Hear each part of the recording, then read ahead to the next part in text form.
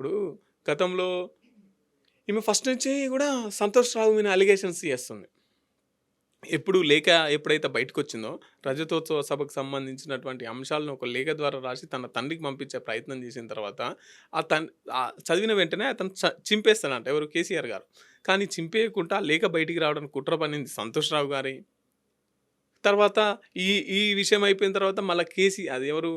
Suryapet MLA Jagadish Reddy గారిని target చేస్తూ, ఆయన లిల్లీపుట్టు, ఆయనకేం సంబంధం అని చెప్పేసి జగదీష్ రెడ్డి గారి గురించి మాట్లాడి, తర్వాత ఎవరిని? ఇప్పుడు హరీష్ రావు గురించి. హరీష్ రావు మీద ఎలిగేషన్స్ చేసిన తర్వాత మొన్న ప్రెస్ మీట్ పెట్టి మధ్యలో మళ్ళా పల్ల రాజేశ్వర రెడ్డి గారిని గుంజింది. జనగామల ఇట్లా వీళ్ళు ఒక కంపెనీ ఒక విల్లా కట్టబోతున్నారు. ఇన్ని కోట్లు పెట్టి, ఇన్ని కోట్లు డబ్బు ఎక్కడిది? హరీష్ రావు గారు కావచ్చు, సంతోష్ రావు గారు కావచ్చు. అంటే కాళేశ్వరంలో అవినీతి జరిగింది అన్నదైతే వాస్తవమే కదా. ఇప్పుడు కాళేశ్వరం మీద అవినీతి జరిగిందని చెప్పేసి వేరే పార్టీలు మాట్లాడడం ఒక ఎత్తు.